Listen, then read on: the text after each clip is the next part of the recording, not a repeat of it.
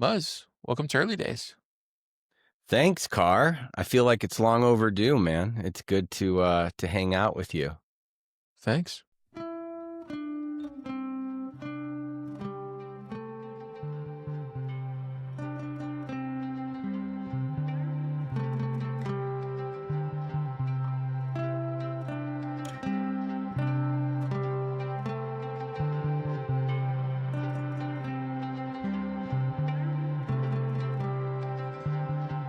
I spend my whole life chasing you.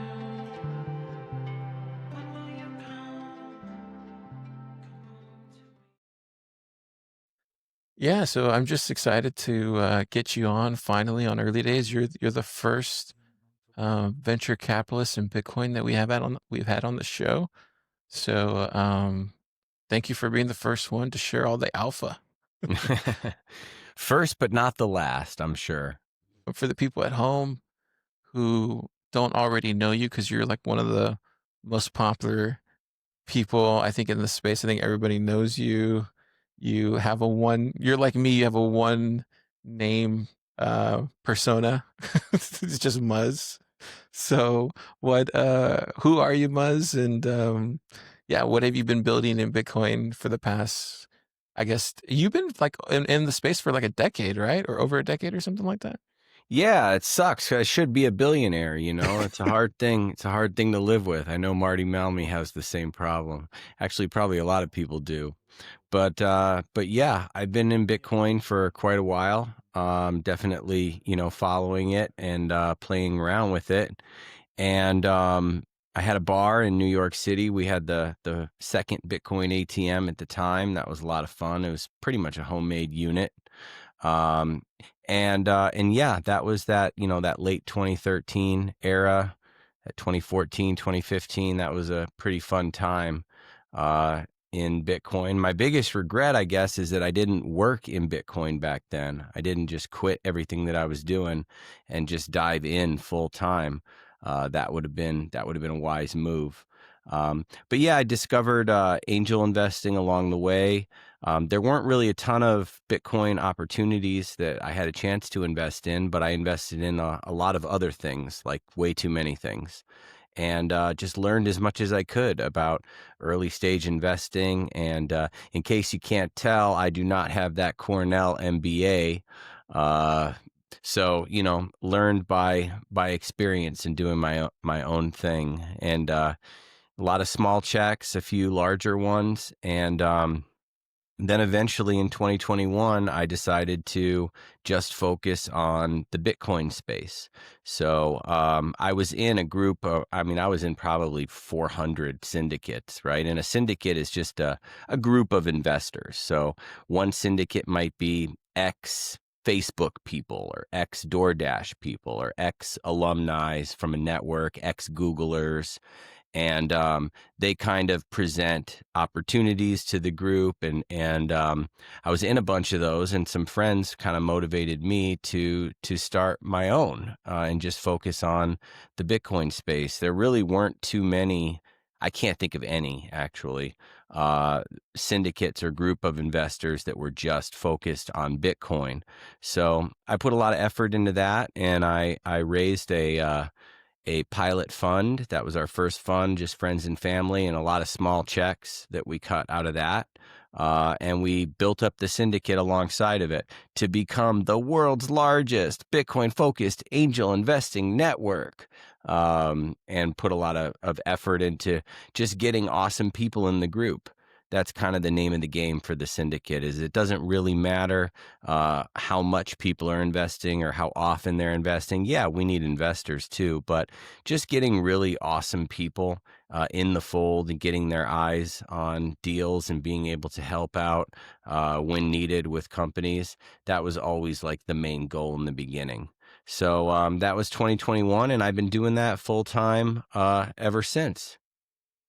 Yeah, I think that's one of the coolest things. I think being, I guess, running Pleb Lab, Muzz. And I don't think I've ever told you this, but like there's like two people that come up to me around, like, whenever I go to conferences, around the world or wherever I'm at, they either tell me two things. They either say, I'm invested through Pleb Lab, through Lightning, through the Lightning Syndicate, or they say, I know you through Snacker News Live. It's either one of those two things. And it never fails, dude. And I always feel like a sense of like, like a duty whenever they say that through the syndicate. It's like, I'm like, oh, okay. And yeah, you're right. It's crazy how popular, or like how almost like a sense of like, yeah, what do you think that is, Muzz? Like what do you think, why do you think you have such a loyal base of like just what do you call them, like members, investors? Like why do you think that base is so just so loyal to yeah, to that? Yeah. I think a term that most people that's appropriate is backers, right? You're a backer, even if you're not investing. And of course, it doesn't cost any money to join, but we call them syndicate backers.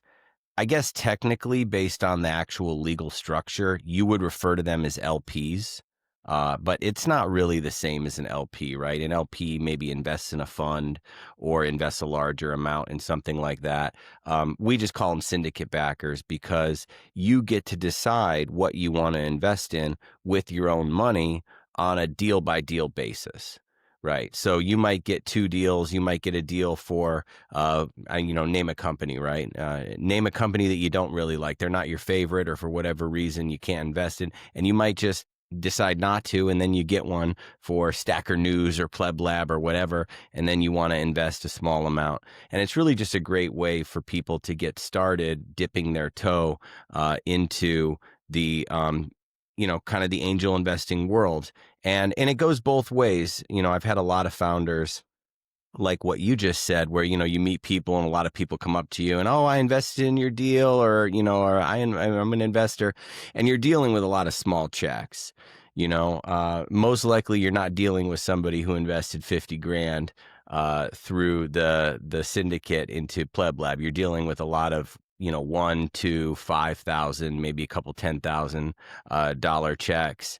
And it's a good way for you to meet the people who are supporting you. And also, when you have something that you need, or you have an investor update, maybe you're looking to roll out a new product or something, you can communicate with all those people and kind of ask for some help. Which is something that I'm learning now that I'm in the operator seat more than the VC seat. It's easy for me as a VC to be like, Carr, you don't send enough investor updates, man. And here I have to send them, and I'm like way overdue. And I'm like the procrastination king for like the past 6 weeks. I just been like every other day. It's like, okay, we're going to get this done. And I haven't. So it's harder said than done, especially when it's not like, you're playing whack-a-mole as a founder all day long. You've got this and that, and this needs to be done right now. I have to do this right now. And those investor updates can wait a little bit. Yeah, and I apologize about that. I don't send nearly enough. I'm always waiting for Teresa to send me over some deliverables, and then she's like, "Oh, this week," and then I'm still waiting for Teresa to send me some stuff. But anyway, it's kind of like one of those things. Like if I have, usually when I send an investor updates, like I'm sending over bad news. I mean, I shouldn't do that, but like, anyway, long story short, to get off of that, but yeah, I hear what you're saying. I think ultimately, I think I think the syndicate model is a really interesting model because, yeah, like you said, it just shows that there's a lot of interested people in the ecosystem that really do care about what you're building, and I think that's what's so unique about our ecosystem than other ecosystems. What have you learned through just I guess before we go into the other things that you do, Muzz, but like just through your time like investing and like working with founders and all that stuff, like what have you learned just from that, Muzz? Like is it as hard as it looks compared to like some of the fiat investing models that are out there? Is it harder? Like yeah, just can you share any kind of alpha that you've learned? Yeah. So, real quick on the founder sort of perspective with the updates, and it is easier said than done. After people invest in your company, they're only there to help, especially at this early stage. So by not updating them and by not asking for their help, not like you're calling them at work and bothering them, asking them for intros, but leveraging the people who've invested in your company is so important. And it's hard to do, right? Because there's a million other things to do, and you don't think about it. And if there's really no great news, do you really want to bother with an investor update? And I know that the way that they teach it in YC, for example, is basically no matter what, you're sending something out once a month. And it doesn't have to be a million charts and graphs and all this kind of, you think about an investor update. So I got to sit down and I got to make all these fancy metrics and KPIs. And, it can just be like stream of consciousness, couple paragraphs, here's what's going well. Here's what isn't. We'll be here. This is what's up. We brought this person on. We let this person go. Hey, and by the way, we're rolling out an affiliate thing. If you think you might know of somebody who can help, whatever, right? And that's it. And we always overthink these updates like it's got to be this monumental thing. And I can give you two examples. I have to sing their praises. I have to call it out. But like, say, Thunder Games, Dez, every month an update. Every month. And it doesn't have to be 50 pages and a Notion link and here's the expanded and whatever, but every month. And, Oscar from Fountain, he actually went through YC previously. And I'm not sure if that's a habit that he picked up there, but he's very consistent on his updates. Geyser too. Every month nearly they kick something out. So you and me, Carr, we can learn from these people. All right, we're gonna get it together. All right, here. you know what? You know what? You got me now. Now I'm gonna start doing it every month, and you're gonna be annoyed by it. Okay, so it's kind of therapeutic too. All right, I'm gonna start doing just 2 paragraphs. Stream of conscious. Here we go. All right, setting the calendar now. But your question was like, what was learned, or is it easier than it looks? I can't remember exactly how you just phrased it a second ago. Yeah, just kind of like, what do you think? Because you have so much experience doing this, and you've been through so many different bear markets. Like how harder, how easier is it compared to the fiat? I mean, I feel like I know it's probably that much more difficult to raise and to even get off the ground doing a syndicate. And now you're doing Thunder Funder, and that's a whole nother beast because of the complexity with the SEC. And then like, yes, dude, just talk about the pain points, the hassles, the complete bullshit, and just like, yeah, vent, man. So we talked about this on stage somewhere. I can't remember where it was. I think it was at your Top Builder event.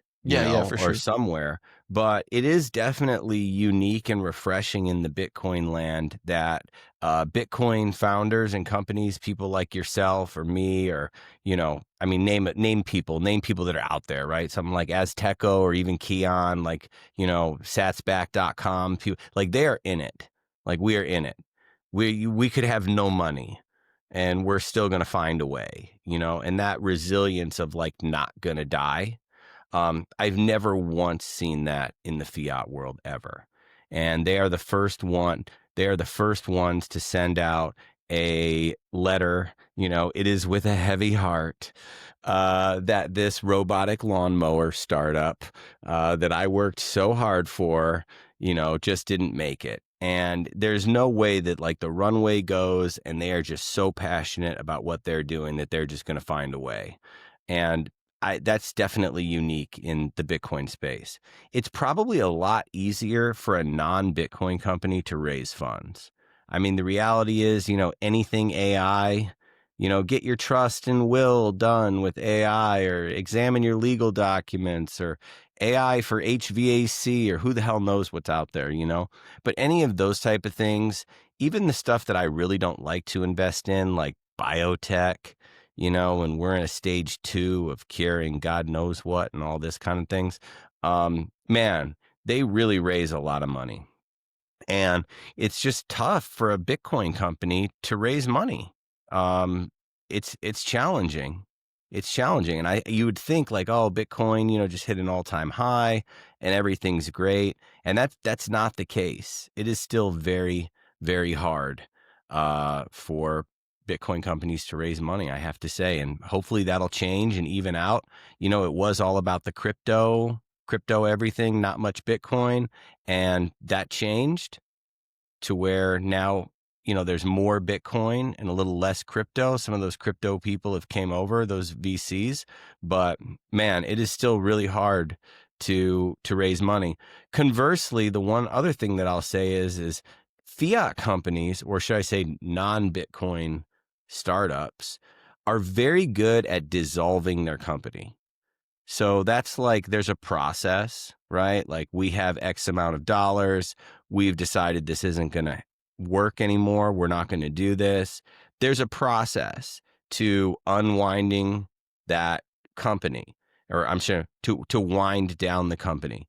And, if somebody invested 100K, they might get $94 back, but they're getting $94 back and the company's being dissolved, and the founder or CEO is writing some type of letter that basically says what happened. And that, to me, is the most valuable part. Like, it's okay if your company fails. It's okay if you fail. I mean, Travis Kalanick from Uber, like, that was his 4th startup. Like, he was 0 for 3, like, blew millions and millions of other people's money, before he started Uber.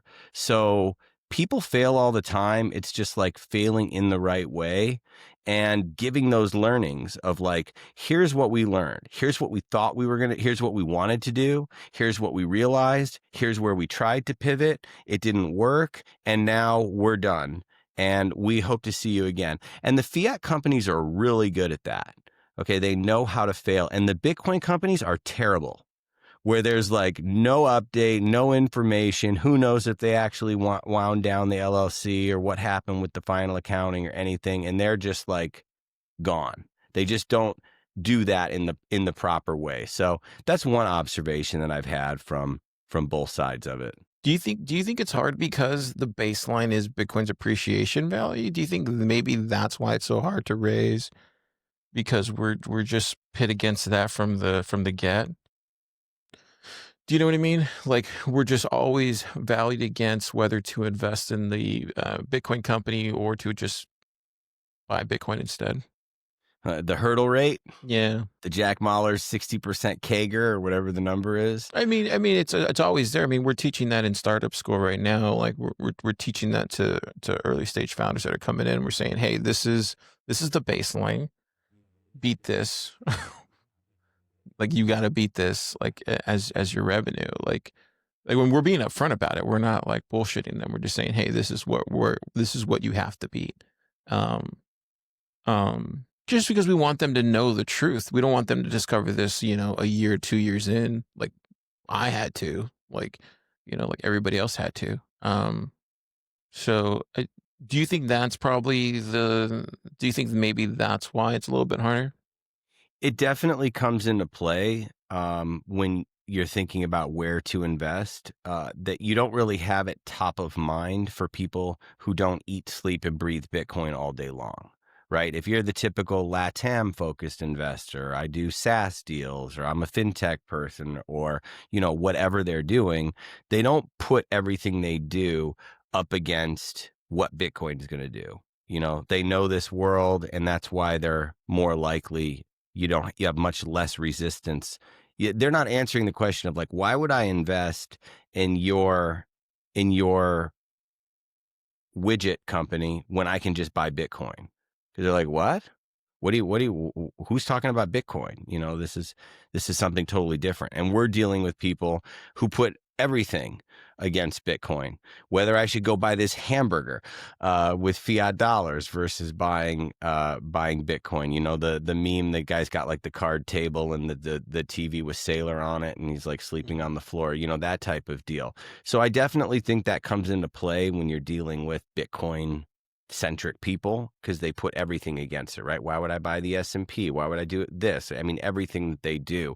Why would I buy this car with cash when I can finance it and buy Bitcoin? Everything comes down to acquiring more Bitcoin. And I don't think that you run up against that in the traditional with traditional investors from the other side. So I think there's definitely a part of it with that.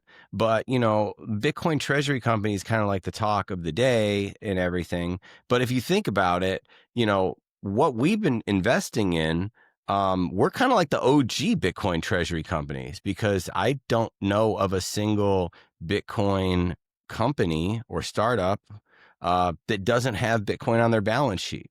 Right. So, we're kind of like the pioneers of this world, let the sats flow, as they say, or whatever. So, there's definitely indirect exposure to Bitcoin's appreciation that you get with these type of investments that you will not get, period, with something outside of this world, and I don't think that is really talked about enough, and maybe not on a day like today, because the price is down and it's over, and pack it up, and life's over.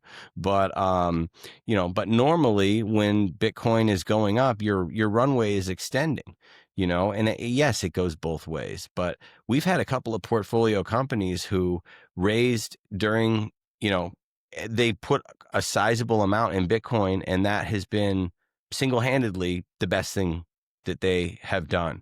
Not only that they're doing well as a company, right? But it just kind of multiplies their success and likelihood of success because they've implemented a Bitcoin treasury. So I think that's something that not everyone really thinks about, is that when you invest in, just off the top of my head, like the Orange Pill app, I mean, he's got 5 Bitcoin on his balance sheet or so, I mean, that's great. He's not losing money every month. He's running a little profitable company, and he's got 5 Bitcoin, so there's definitely like something baked in there as far as the treasury aspect of it for additional upside. And by the way, it goes the other way. Absolutely, yeah. I think the other interesting thing is too, and I think this is where I think there's like two camps here. I think there's definitely there's this like bare metal camp where you're kind of building on the Bitcoin protocol, and it probably takes a little bit more time to build on this aspect, kind of like more like the Blockstream side, where you're actually building on the tech itself. And then there's this like kind of like what you said, there's like this the Bitcoin app, like what Mateo's building, right? It's like it's building on top of it, and it has revenue, and it's more of like a technology startup that leverages Bitcoin, has a Bitcoin treasury, all that kind of stuff. And I kind of see these two camps, right? And I think that's what's the most interesting part about it, is like there's th- that's where I think the incentives are when it comes to investing in Bitcoin companies, is like some just take a little bit longer to bake, and then there's these other ones that they are investable, right? They're just a different sort of beast, I would say, right? And you're more invested in the founder, you're invested in the idea and the business plan. And this one's going to take a little bit more time to bake because it's actually investing in the protocol itself. Can you talk about that, Muzz? Because I feel like you see a lot of decks, you see a lot of business plans, you see a lot of founders. Like, talk about these different types of strategies and these different types of founders that are out there. So in terms of a founder and pitching, and by the way, everyone pitches, right? Even VCs pitch. It's not something that's often talked about, but VCs have to go to people asking for money, and nobody likes to ask for money. Maybe Alex Svetsky, but he's the only one. Is that a shot at Svetsky? He's a friend, and but I've never Why known does everybody somebody take who's shots at Svetsky all the time? he's so damn good at fundraising. I like He- Svetsky. we for the all record. do. We all do. It's just a joke. He's very good at fundraising. But who are you talking to? So as a founder, you know people's flavor, right? And you know what they like. I don't particularly do much mining. Mining it's not really my favorite part of Bitcoin. It's not the most interesting to me. It's not the most investable. It's not my wheelhouse. So, hey, we got stranded natural gas in the middle of Nevada, and we got a shipping container, and all, like, that's just not for me. I don't know anything about that. Hey, this is really cool. It bridges fiat and Bitcoin, and you can spin this wheel and you get sats back, and here's how it works. Like, I'm all about it. Let's go. Or something a little bit more fun. So there are certain people like Max Webster, who would also be a great guest for you to have on. Oh You yeah. know, he purposefully wants to be the first check. He wants to be the first check in as early as possible. And he is like, it's either going to 1 billion or 0. He's like, and he's totally cool with that. That for me is a little scary. I'm never the first check kind of person. I like Unless to it's Pleb Lab, right? unless it's flap flap. We finally got a sponsor. Can you believe it? Vintech. They're a legal firm out of Dallas, Texas, who Pleb Lab uses. We actually use Jim, who is this amazing gentleman, Central Texas lawyer, straight shooter, and he does legal expertise, and he has this amazing thing called Vintech. It's a place where you can get access to legal forms. You don't have to use ChatGPT to spin up some kind of gibberish. You can actually get these legal forms that are there already pre-built. You get access to his consulting 2 times a month. There's 25% off all his legal work that he applies to the network of attorneys that he knows. There's no long-term commitment. It's all for $199 a month.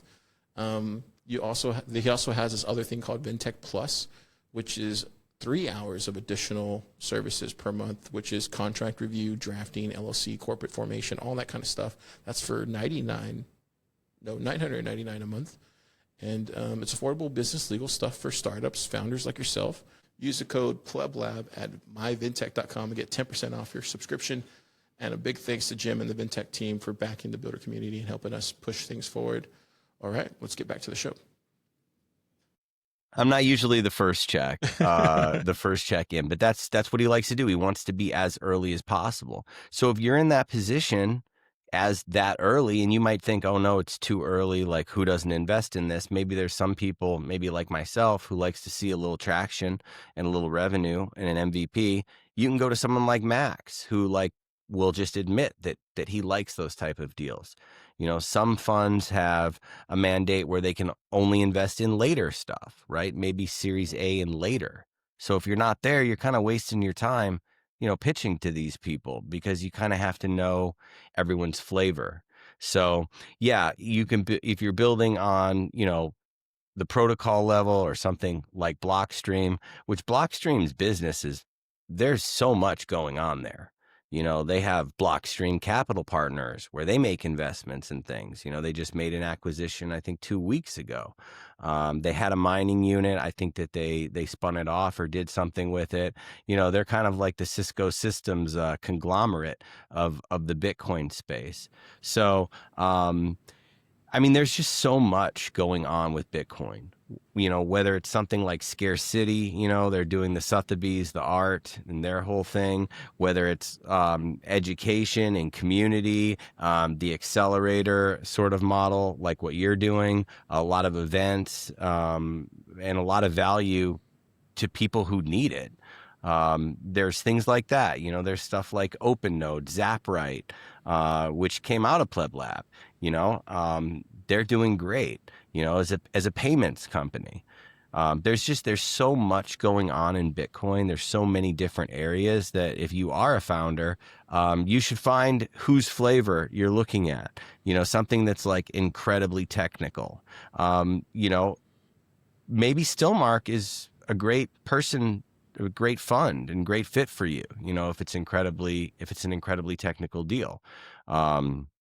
Because Vcash over there is incredibly technical, and they have the AI, ML background and all these other things. So if you have that, they invested in Amboss, for example. I love Amboss, but they saw everything that they were doing. Now the company is on fire with a bunch of different products, So I would say that is kind of the most important thing is knowing the flavor of who you're pitching and whether it's something that might be for them.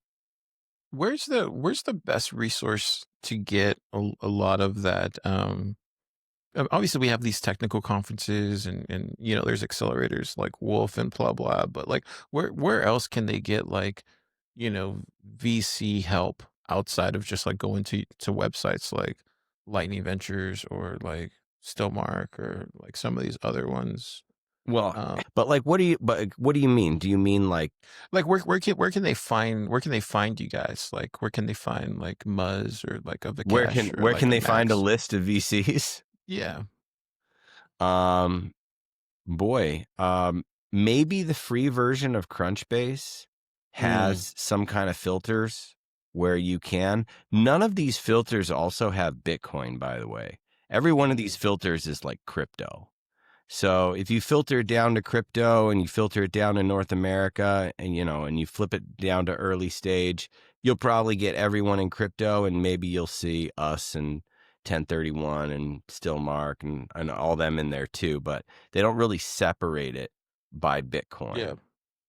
Yeah, we have a resource inside our Notion for the people inside the lab that we use for like our list and stuff. But yeah, I guess we should open it up for everybody. I guess that'd be helpful. But I don't know if people want their information out there though. I'm always scared about that too. You know what Yeah. I mean?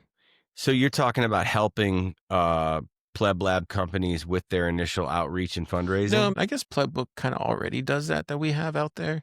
It kind of gives like the websites and stuff. So I guess we kind of already have that out there, but yeah, I guess that's enough. Well, what I would love to see Pleb Lab do, if I get to be Yeah. Yeah, tell me. selfish here, Yeah. is I would love to see you guys do something better or different than Bitcoin AI Startup Lab or Outlier Ventures do. The Outlier Ventures Yeah. cohort, their What's that? accelerator, it is, in my opinion, a terrible deal. Like What I is would that? Outlier Ventures. I Web mean, they 3. definitely have a Bitcoin focus too. It's crypto, a lot of DeFi, a lot of things that we would never be interested in. But Mm-hmm. sometimes, if a decent company goes through there, I actually think Jolts went through Outlier. And it's a terrible deal. It's like $100K for 10% of your business. It's like the worst deal on the Mm-hmm. planet. Something like that. And, they get a lot of submissions, and they have a demo day, and they invite the investors, and they do everything they do, and they're stacking equity.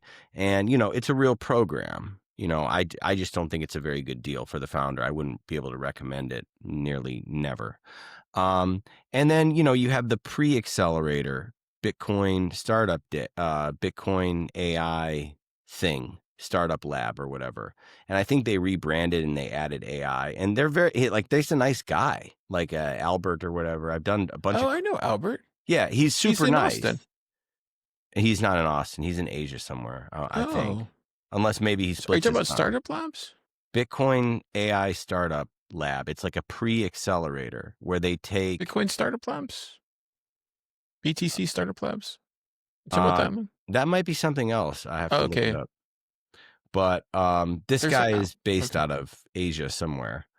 And you can go in there as a builder with Mm-hmm. like no incorporation or anything, and he runs a cohort, and there's a lot of co-founder matching and some other good things that go on there. And I don't know what the actual content is like. I don't know how good it is, or whatever it is, but it's a really cool idea, and I got invited to all their demo days, and like I Oh, try to okay. tune in for it or whatever. And it would be cool if you did a quarterly sort of demo Like thing like that, demo thing like and that. Yeah. invited all of us to it. I mean, that would Yeah. be We fun. just need capital to do it, Mus. That's the thing. Everyone needs capital. That's the problem. Yeah. How do we get all that capital, Carr? I don't know. You tell me. You're the No, I mean, right now we're doing right now we're doing startup school, and we're kind of building this primer right now. And so far we're in product right now. We're about to finish up that, and then we're going to do revenue, and then that's going to be, and then once we have this like kind of primer built, then we can do what you're saying, is then we can start doing these quarterly things and then see how that works. Because I don't like doing things I don't know what I'm doing. You know what I mean? So we got to do these. I mean, we're Bitcoiners. We gotta test this stuff out. We can't just, we're not like these guys where we can just like we don't know how we don't have I don't have the experience to know how to do this stuff, and I don't want to just guess. Like, you know what I mean? I don't want to run without knowing how to walk first. So we got to build these things out slowly. So I want to be intentional about what we're doing. So once we go through this startup school, we'll at least have like the primer of what to do, and then we'll take out all the stuff that we knew that works, and then what doesn't work, and then we'll do what you're talking about, like the quarter thing, and then we'll at least know exactly like what to optimize for it. Yeah. So can we talk about the startup school for a minute? Yeah, for sure. What do you want to talk How about? does it work? How many weeks is it? What are you thinking on the material? What are some Yeah. of the So modules? so far, I think it's going really well. So we started off with product. So month one, I'm looking over here because we have the whiteboard. So month one is product. The second month is revenue. The third month, um, hang on. No, first month is foundation. Second month is product. Third month is revenue. The fourth month is pitch, and that's going to end with startup day in the Wow, 4 months. 4 months. So that's why I'm saying we're going really broad, right? It's like really long. But once we went through foundation, that was all the basic stuff of like LLC, equity, C Corp, all that stuff, like Bitcoin narrative, what we were just talking about earlier about the baseline, all that stuff, like really the ethos about what it is to build a Bitcoin company, especially a pleb lab. Like a pleb lab Bitcoin company is a different type of Bitcoin company than like no offense to other Bitcoin companies that are listening to this, but it's different. When you're building a pleb lab company, it's different than, or Bitcoin project in pleb lab is different than a Bitcoin project outside of pleb lab. Like the way we look at each other, the way we look at companies in pleb lab is different than companies outside of pleb lab or projects outside of pleb lab. They're like the Navy SEALs, basically. Everybody else is the Navy out there. We're the Navy SEAls. I mean, we have a high bar for a reason. So I love it. Well, So it's just how we feel about each other. How did you source the submissions? We used what's the name of the thing? No, but I mean, did you get many No, builders? not that many. It's like 20. So we went through foundation, and then we're doing product right now. So we're going through that, and then each one has a book that we're reading with it. It's based off of the material that we're doing with it. And then Keon's advising me, Teresa's advising me, and then we're just going through it. And then next month we're doing revenue, and then we're going to end with pitch. Pitch will probably be the shortest. And then, we're just using the builders in the lab. We're using our little network that we have, Pleb Labians, I guess, that we have in our Slack. And then we're just structuring it all together. It's just like a more hyper-focused version of Top Builder. The only difference with Top Builder is more of like an incubator, if you could say. And this is more intentional. The school is more of a type of accelerator, if you want to call it that. It's just more focused. And from what we've seen, I mean, you saw Hustle. Like Hustle's just like, dude, you should see it now. It's far, far better now. And it's in test flight now. It's sick. So we're super like it's going great. And so I love that you showed me this, because this could probably be the next thing that we get to. Because if we can run that quarterly now, maybe we can shrink this down from 4 months to a quarterly thing. And then maybe we can get to that. That's cool, man. So, all right. So look, I know it's your interview. I'll be quiet. But listen, Yeah, what in there's got fine. you excited? Can you talk about one of the projects that maybe stands out? Is there one in particular that maybe comes to mind? Because I mean, if you want to talk about tip of the sphere for Bitcoin builders, you're there. Okay. Well, I would think, I don't think we're there. I think Austin's there. So I realize it's just the Austin Bitcoin scene is there. I don't necessarily think it's pleb lab. I think the Austin Bitcoin scene is there. I think Austin's Bitcoin scene is the leader when it comes to the tip of the spear.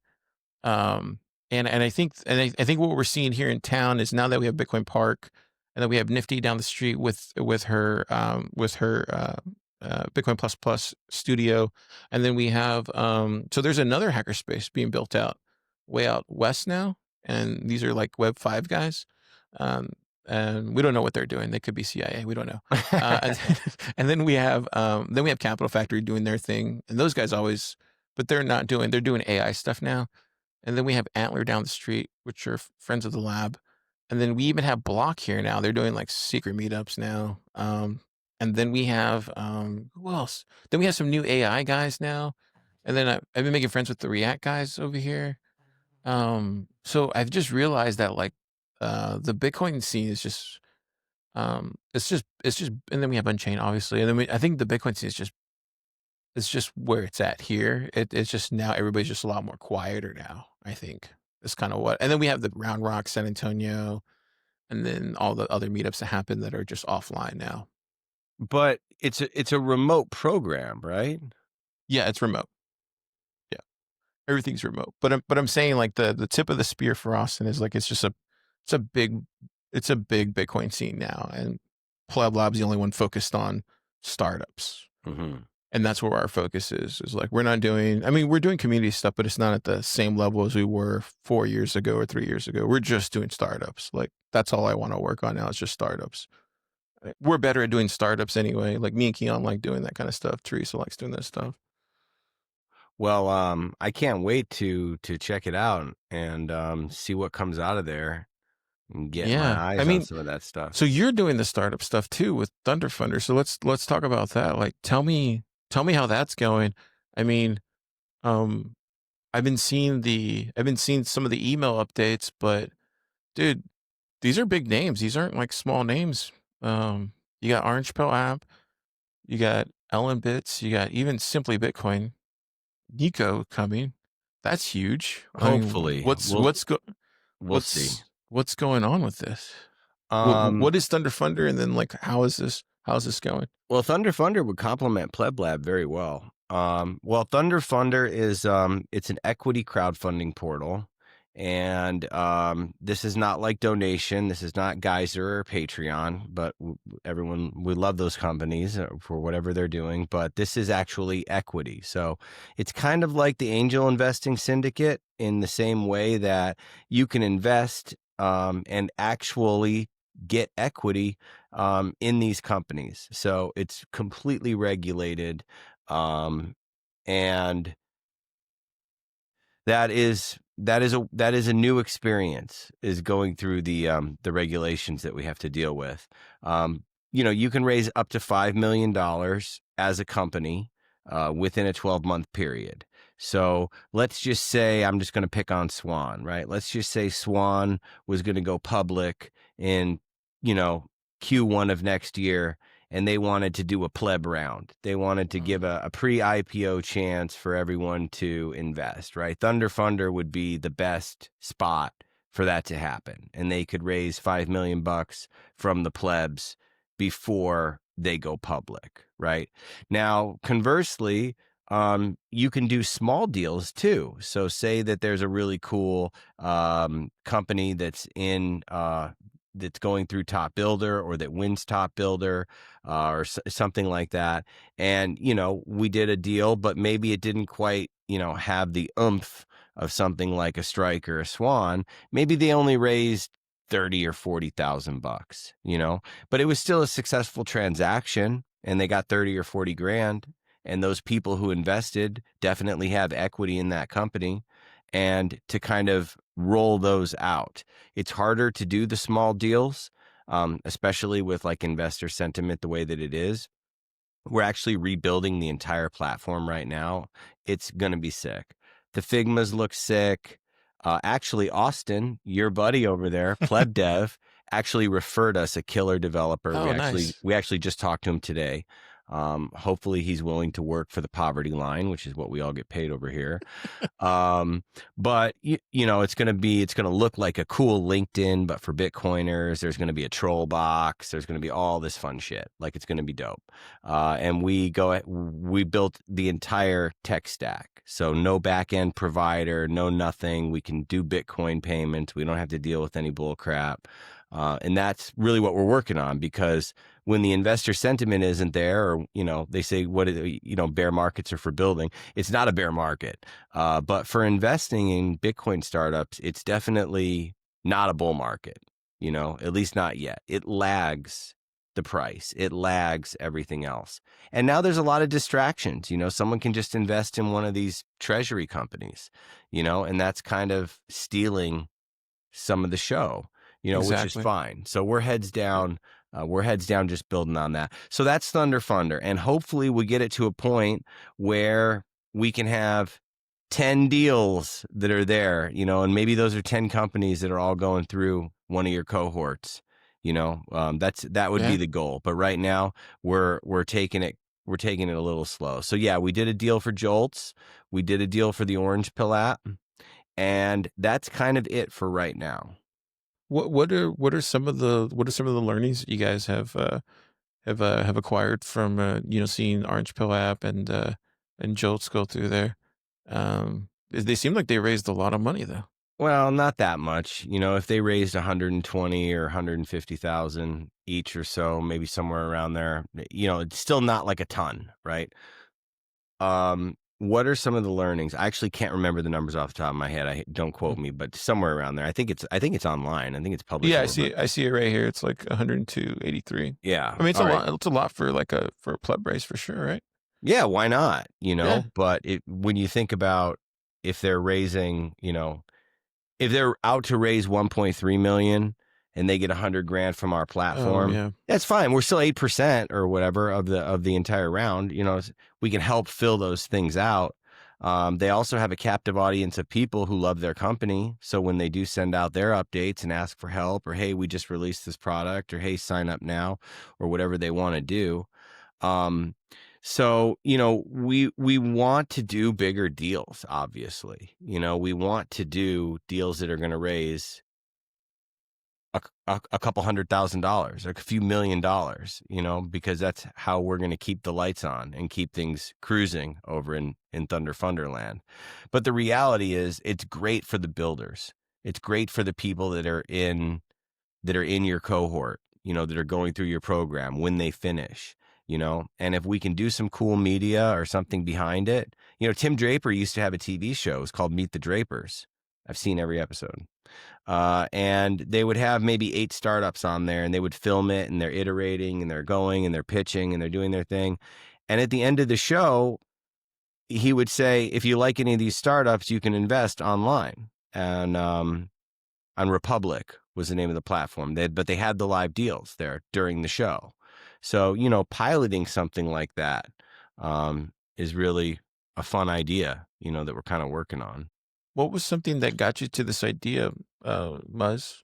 As far as I mean, obviously, I think we've been needing something like this, since 2020, or at least since I came into the space. I mean, this would have been amazing to have way back when for a lot of Bitcoin companies. I feel like there's just so much more resources for builders now than there's ever been. It's never been a better time to build on Bitcoin. But yeah, go ahead, Muzz. It's, it came around in, I think, 2012 or 2013 with this as one of those, you see one of those government bills and it's like 8,000 pages. Well, they crammed this little thing in there in that Jobs Act about the crowdfunding because private companies were not allowed to raise and investors weren't allowed to raise. So they kind of created this new thing. Okay. But the large incumbents in the crowdfunding world, like Republic, like WeFunder, like Start Engine, Mr. Wonderful is one of Start Engine's, spokespeople there. They kind of had all the dominance in market share. But the problem is when you go on Start Engine or one of these platforms, there's like 1,000 things. And here's electric bicycles, and here's a hot air balloon guy, and this lady's got 10 juice shops in the Midwest. And there's just so much stuff to sort through. So to have one that's specifically focused on Bitcoin and open source companies, that's kind of it. So I don't ever want somebody to go to Thunder Funder and see 40 deals or 30 deals. You know what I mean? There has to be a sweet spot with a time, So it's kind of the focus, but we're also really limiting what we could be doing. Because if AI is the flavor of the day and we're not doing any AI deals or nothing that doesn't have something to do with Bitcoin, etc., then we're kind of shooting ourselves in the foot a little bit, but we're sticking to the mission. And for people that aren't comfortable with joining the Lightning Ventures Syndicate, because as of right now, you have to be an accredited investor. It's being put forth right now in Congress to amend the requirements for an accredited investor. I hope that happens. If that happens, it's going to kill the Reg CF crowdfunding thing, and then that would be fine with me. Wait. Say that again, Muzz. So explain. Can you explain that a little slower? Say that again. Yeah, well, it's different in every country and it's different all over the world. But if you are domiciled in the US and you want to join the Lightning Ventures Syndicate or invest in a fund or invest, you have to be an accredited investor. So you have to have $1 million of net worth, excluding your primary residence. If you have a Series 7 or 65 or a few other FINRA licenses, that exempts you and makes you an accredited investor. That's actually another way. If you really didn't want to click the button and say you were accredited, you could just go and actually get your 65. Very, anyone can, I'm sure you can pass the test, right? That's something that we're actually thinking about doing for people who aren't comfortable, like us helping them get through the process, get the 65, and then you're automatically an accredited investor. Or if you made, I think it's 200, it might be 250, but I think it's $200,000 last year, and you expect to make $200,000 this year, you can also click the button and say I'm accredited. But that's the other thing is it's a self-accreditation process. I like to joke, everyone's accredited if you click the right button. And that's actually true. Right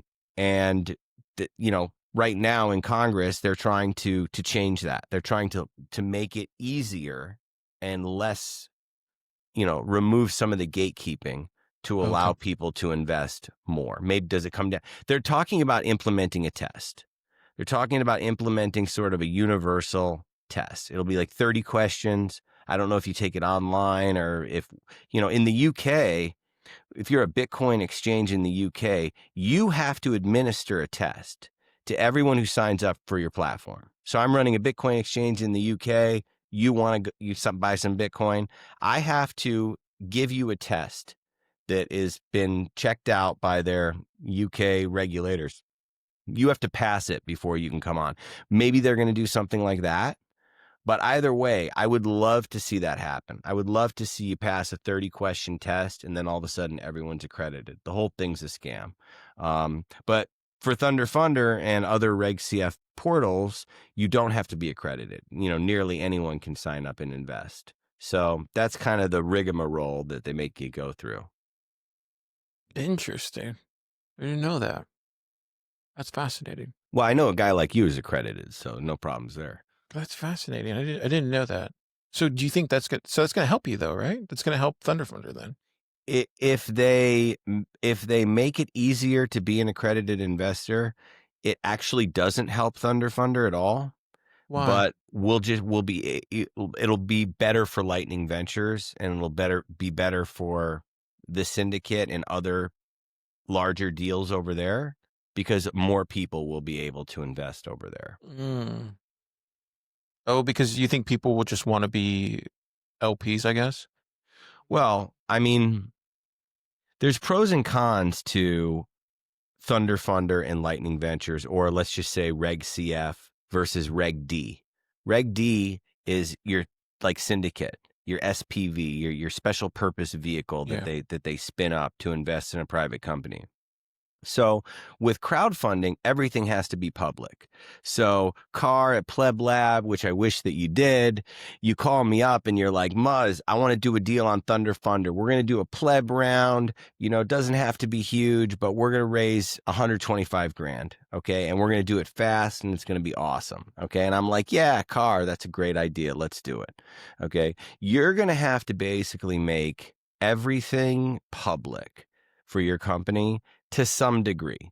We're going to do it for you and help you through the process of filing what's called a Form C, right? That could be 25 pages. It could be 35 pages. That's going to have some financial paperwork in there, something for what you grossed last year, something for revenue, some sort of numbers about this much on a third of one piece of paper in that 40-page stack will give some sort of financial overview about Pleb Lab.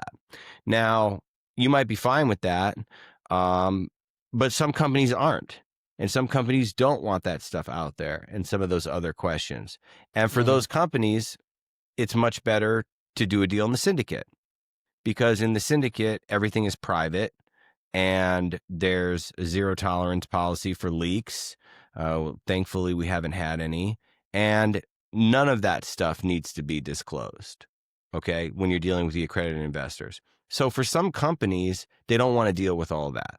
So those are just deals that are going to land in the Reg D environment for the accredited investors only.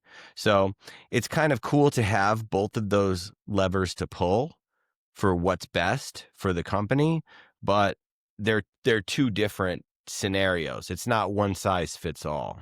Yeah, that makes sense. It makes a ton of sense.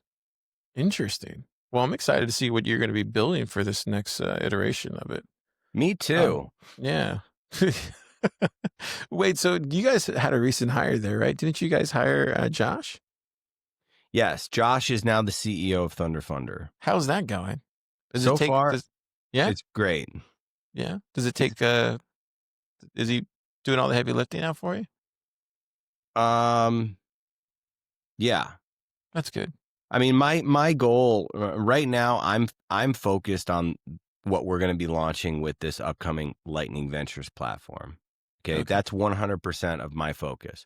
Right now, we still manage everything on AngelList. We just closed a deal on AngelList. We're closing it right now.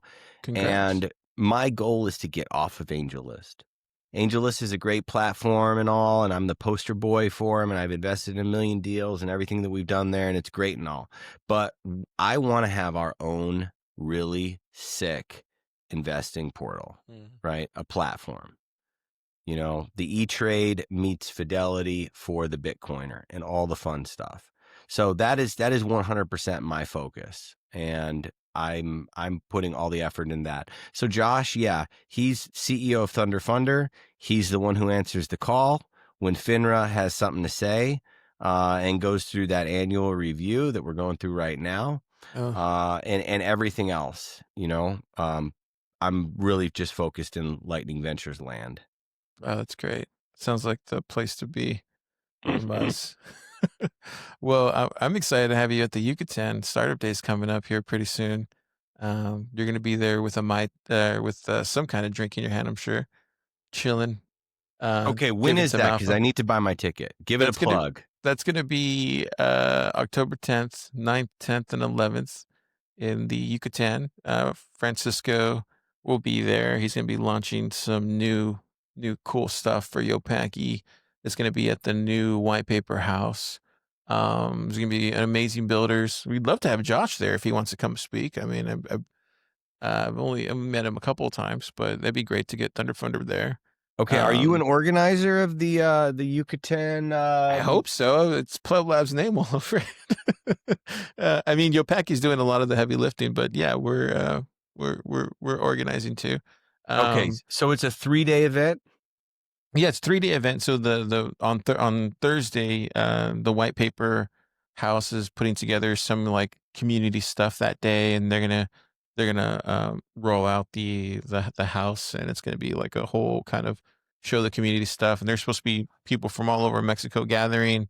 I don't know what Francisco has shared online yet, but there's gonna be some big news coverage there from all sorts of Latin America publicity. I don't know. They're just like some big news team are going to be there, and we got Bitcoin News covering it too as well. Yeah, it's going to be fun. 9, 10, and 11. Nice. 9, 10, and 11. But yeah, I think it's going to be really cool. Yopaki's doing some really cool stuff. They're going to unleash some really cool stuff from what I'm hearing. I love Yopaki. I've been trying to invest for a while. I love them, man. Great guys. Yeah. And then there's going to be some other launches there too as well. I know Cascader's doing some stuff. Really amazing news if it comes to fruition. And then yeah, it's going to be fun. But we're hoping to see you out there. Are you excited? I'm going to be there, man. I am going to be there. Yes, I'm excited. I'm excited to get more of a overview for what you're doing, because that's 3 days. Yeah. So The third is day it will be a beach day or a pyramid day. We'll see. But Muzz, thank you so much for coming on the show. Was there anything else that you wanted to talk about that we didn't cover? No, man, this is great. I'm looking forward to checking out the 4-month program that you're putting together now for this trial run. I'd love to be a fly on the wall. Maybe I'll pay you and I'll Oh, join. You can teach me because dang, that'd now be awesome. I'm the operator over here. And it's definitely different doing both sides of it. Yeah. It's a wake up call. It's really easy to tell everyone else what to do with their run and their runway and their burn rate and their marketing, and then you're in that position yourself, and you really I haven't been there with a tech startup, right, as an Yeah. operator. So I just have the most respect. I have more respect now for builders and founders after jumping in on this side of it. You So do. I will say, like, since you started Thunder Funder, I guess it was probably like October of last year. You seem more like a little bit more mild mannered now, where you're more, um, I don't know, you're just more kumbaya Muzz now. I don't know how to explain it. that's what it's all about, man. You got to be kumbaya. You're like centered, I guess. It's like you're full Rick Rubin now, I guess. Is that the easiest way to put it? It's like you see everything, like you're like you're fully seeing everything from all angles, which is good because like not a lot of people have that VC experience. Plus, now you have the builder experience now, so it's a No good sense spot to fighting be with in. anybody. Yeah.